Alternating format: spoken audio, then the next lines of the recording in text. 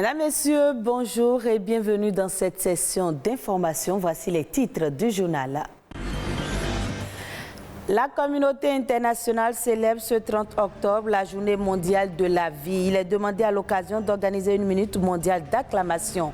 Quelle est l'importance de la vie pour les Béninois? Quelques-uns se prononcent. L'Amicale des femmes de l'OACTB en campagne de sensibilisation contre le cancer du sein a organisé ce jeudi une opération de distribution de rubans roses aux femmes de l'Office suivie d'une séance de dépistage.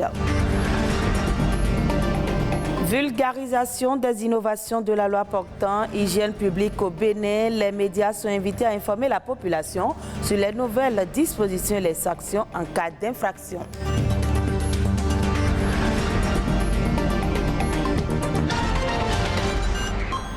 Merci de votre fidélité. Ce 30 octobre, l'humanité tout entière est appelée à observer une minute d'acclamation en l'honneur de la vie. Une occasion pour permettre à chacun de se rendre compte qu'être en vie est un privilège, que cela se fait, que le vœu de la culture de vie permettra de chasser la culture de la mort. Si l'on devrait effectuer un sondage afin de déterminer l'importance de la vie d'un être humain, l'on obtiendrait un résultat unanime que rien n'a plus de valeur que la vie. Que pensent les Béninois de cette théorie? Quelques-uns se prononcent au micro de Charlène Kendirou. La vie n'a pas perdu sa valeur, mais plutôt c'est l'homme en question aujourd'hui qui ne taille plus d'importance à la vie. Et cela à cause de l'égoïsme de l'homme. Alors que si on taillait d'importance à sa vie et à la vie de l'autre aussi, je pense qu'on pourra préserver l'autre personne autant que nous. Mais là, aujourd'hui, le fait que chacun pense à lui, à ses propres avantages, ça donne l'impression que la vie n'a pas de valeur. Les Béninois taillent de l'importance à la vie, mais ce n'est pas tous les Béninois. Surtout les week-ends, pour eux, c'est de faire la bière. Ils prennent de l'alcool, prennent de la bière, on fait des accidents sur la voie. Au niveau de l'alimentation, par exemple, je sais que quand je prends quelque chose, ça me donne de l'indigestion. Mais malgré ça, j'ai envie de prendre ça forcément, ou bien j'ai vu l'autre prendre, j'irai aussi prendre. Je ne respecte plus la vie. Nous écrasons la vie, nous étouffons la vie. Il y a des femmes qui tombent enceintes et ça donne systématiquement à l'avortement sans se poser des questions sur leur comportement. Il y a des gens qui sont prêts à tuer parce que simplement on a tel ou tel intérêt à défendre. Et vous voyez, c'est des guerres qui finissent par des milliers de morts. Au même moment, des gens meurent de faim pendant que d'autres végètent dans un luxe insolent. Les gens ne trouvent pas 25 francs, 100 francs pour payer, comme on appelle, de paracétamol et se soigner et meurent. Alors donc, au regard de tout cela, franchement, nous sommes en train de mépriser ce cadeau. Si chaque citoyen du monde entier commence à penser à l'autre, à celui qui est tout à côté de toi, ne cherche même pas loin, à celui qui est tout à côté de toi, je pense que nous serons dans un nouvel ère où la vie va retrouver sa place.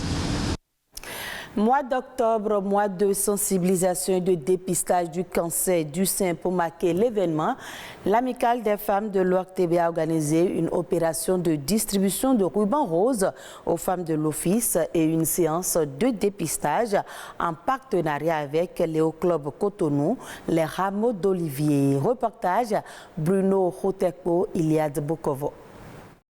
Le cancer du sein est le premier cancer de la femme au Bénin en termes de fréquence. Un cancer très meurtrier et pour cause l'ignorance et le manque d'informations à son sujet. Rompre le silence et l'inaction qui tue devient une urgence sanitaire pour l'amicale des femmes de l'Office de radiodiffusion et télévision du Bénin. Nous avons commencé depuis ce matin à faire le porte-à-porte dans les bureaux. Nous sommes allés dans tous les services à la rencontre de nos sœurs et collègues et nous avons pu les sensibiliser grâce à la pose de ruban rose. Je commence déjà par remercier l'amicale des femmes de l'ERTB pour l'initiative. Ce n'est pas que nous ne savons pas, mais il faut quelqu'un pour nous rappeler qu'il faut le faire. La prévention est la mère, n'est-ce pas, des sûretés. Et c'est pour ça que je vous félicite et vous encourage pour l'initiative qui doit se répéter toutes les fois.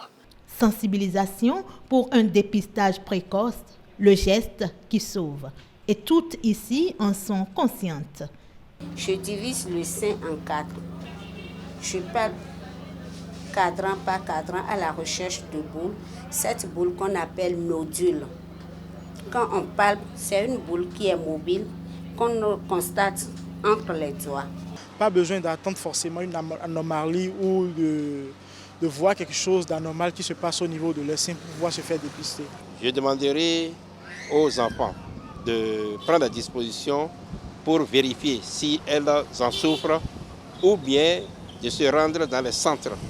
Dans cette lutte contre le cancer du sein, l'amicale des femmes de l'ORTB est en partenariat avec le Lions Club International à travers certains de ses démembrements au Bénin. Et nous parlons toujours du cancer du sein en Afrique du Sud. Le cancer du sein est un fléau qui touche de nombreuses femmes au-delà des moyens scientifiques disponibles pour détecter et traiter. Des facteurs psychologiques retardent souvent la prise en charge médicale. C'est pourquoi une petite ONG de Johannesburg forme des conseillers pédagogiques psychologiques pour aider les patientes à accepter la maladie.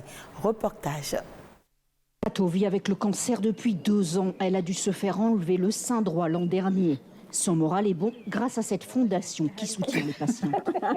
Sa rémission n'a pas duré. Elle a repris la chimiothérapie le lundi précédant notre rencontre. Et les effets secondaires, tu les as sentis? Non, pour l'instant, en tout cas, je me sens bien. Tato n'a même pas encore parlé de sa récidive à sa fille de 13 ans. La maladie est revenue. Je ne l'ai pas encore dit à ma fille. Elle va stresser à ce sujet. Il faut que je lui trouve quelqu'un à qui parler, qui pourra la conseiller, quelqu'un qui comprenne ma situation. On comprend ce que l'on ressent quand on a eu une opération de ce type, parce qu'on l'a toutes vécu nous-mêmes. Jenna a eu une double mastectomie à 17 ans. Oma a eu la sienne en 2015. Tato va aussi perdre son sein gauche. Instructrice de fitness, elle vit dans sa salle de gym comme si de rien n'était. Je me balade dans les douches avec un seul sein. Et les clientes de la salle de fitness, les femmes qui ne me connaissent pas, elles regardent ma poitrine avec un seul sein et elles se disent « Waouh, c'est ça le cancer. On peut perdre un sein, mais on continue à vivre. On peut même être très heureuse. On est parfois un peu timide, on se dit « Je n'ai plus de poitrine, mais... » C'est juste un sein. Il n'est plus là, mais votre vie est bien là. La stigmatisation est importante en zone rurale. Beaucoup de femmes malades pensent qu'on leur a jeté un sort. En ce moment, nous avons une patiente de 22 ans. Sa mère lui a demandé pourquoi sa poitrine avait soudainement enflé. D'où vient le problème? Mais la fille est convaincue que c'est la famille du petit ami qui l'a ensorcelée. Je pense qu'on a vraiment besoin d'informer le public, et pas seulement au mois d'octobre. Il faut en parler toute l'année. Aller dans les communautés où nous pourrions transmettre des informations.